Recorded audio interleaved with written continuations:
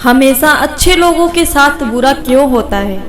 आपने महसूस किया होगा कि जो लोग अच्छे कर्म करते हैं वो परेशान रहते हैं, वही जो बुरे कर्म करते हैं वो खुशी से रहते हैं। अच्छे कर्म करने वाले परेशान होते हैं कि आखिर उन्हें इतनी परीक्षा क्यों देनी पड़ रही है, जबकि जो अधर्म की राह में है वो खुश है और जिंदगी का लुत्फ उठा रहे हैं।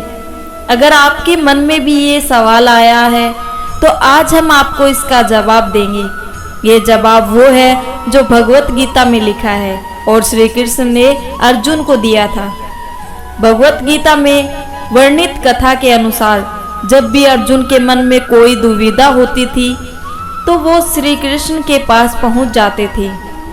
एक बार की बात है, अर्जुन भगवान श्री कृष्ण के समीप आकर कहा कि वो दुविधा में है और इसका जवाब वो श्री कृष्ण से चाहते हैं। श्री कृष्ण ने पूछा कि क्या सवाल है?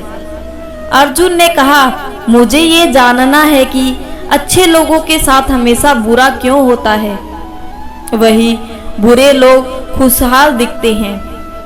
अर्जुन के मुंह से ऐसी बात सुनकर श्री कृष्ण मुस्कुराए और कहा, मनुष्य जैसा सोचता है और महसूस करता है वैसा कुछ नहीं होता, बल्कि अज्ञानता की वजह से वो सच्चाई नहीं समझ पाता।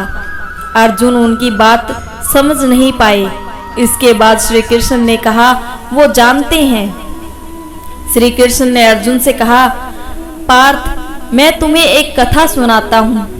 उसे सुनकर तुम समझ जाओगे कि हर प्राणी को उसके कर्म के हिसाब से ही फल मिलता है। प्रकृति हर किसी को अपनी राह चुनने का मौका देती है। अब वो मनुष्य की इच्छा पर निर्भर करता है कि उसे धर्म की राह चुननी है या अधर्म की। कथा शुरू करते हुए श्री कृष्ण ने कहा, एक नगर में दो पुरुष रहा करते थे। एक पुरुष व्यापारी था जिसके जीवन में धर्म की बहुत महत्ता थी। वो पूजा पाठ में यकीन रखता था। वो हर रोज मंदिर जाता था और दान धर्म भी करता था और हर रोज भगवान की पूजा करता था। वही दूसरा पुरुष बिल्कुल विपरीत था। वो हर रोज मंदिर तो जाता था लेकिन पूजा करने नहीं, बल्कि मंदिर के बाहर से जूते चप्पल चुराने। उसे दान और धर्म से कोई लेना देना नहीं था।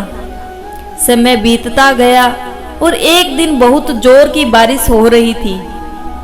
इस वजह से मंदिर में पुजारी के अलावा कोई नहीं था। ये बात जब दूसरे पुरुष को पता चली तो उसने कहा कि ये सही मौका है मंदिर का धन चुराने का। पंडित से नजर बचाकर उसने मंदिर का सारा धन चुरा लिया। उसी समय धर्म कर्म में विश्वास रखने वाला व्यक्ति भी मंदिर पहुंचा।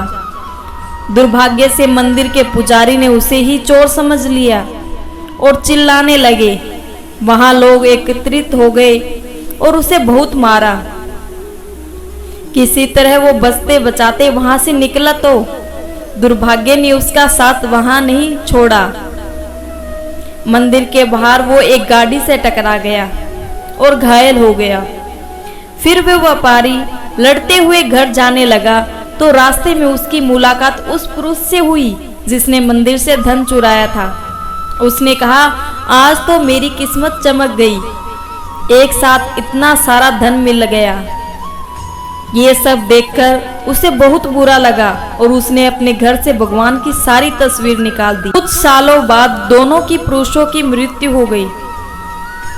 मरने के बाद जब वो दोनों यमराज की सभा में पहुंचे और भले पुरुष ने दूसरे व्यक्ति को देखा तो उसे बहुत गुस्सा आया।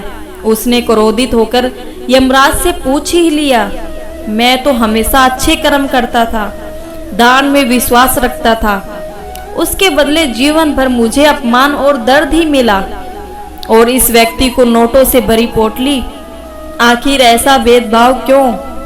इस पर यमराज ने कहा, पुत्र, तुम गलत समझ रहे हो। जिस दिन तुम्हारी गाड़ी से टक्कर हुई थी वो दिन तुम्हारे जीवन का आखिरी दिन था, परंतु तुम्हारे अच्छे कर्मों की वजह से तुम्हारी मौत सिर्फ एक छोटी सी चोट में बदल गई। तुम इस दुष्ट व्यक्ति के बारे में जानना चाहते हो दरअसल इसके भाग्य में राजयोग था, मगर इसके कुकर्मों और अधर्म की वजह से वो सिर्फ एक छोटी सी धन की पोटली में बदल गया। कथा सुनने के बाद श्री कृष्ण अर्जुन से कहते हैं, पार्थ, क्या अब तुम्हारे सवाल का जवाब मिल गया? ऐसा सोचना कि भगवान तुम्हारे कर्मों को नजरअंदाज कर रहे हैं, ये बिल्कुल भी सत्य नहीं है। भगवान हमें कब क्या किस रूप में दे रहा है मनुष्य को समझ में नहीं आता, मगर आप अच्छे कर्म करते रहे तो भगवान की कृपा हमेशा बनी रहती है। इसलिए अपने अच्छे कर्मों को बदलना नहीं चाहिए, क्योंकि इसका फल हमें इसी जीवन में मिलता है। इसलिए मनुष्य का फर्ज है कि वो हमेशा अच्छे कर्म करते रहे, क्योंकि श्री कृष्ण ने गीता में भी बताया है कि किसी के द्वारा किया गया कर्म बेकार नहीं जाता, चाहे वो अच्छा हो या बुरा। तो दोस्तों, कैसी लगी आपको ये स्टोरी? अगर अच्छी लगी हो तो लाइक करना और चैनल को सब्सक्राइब कर देना।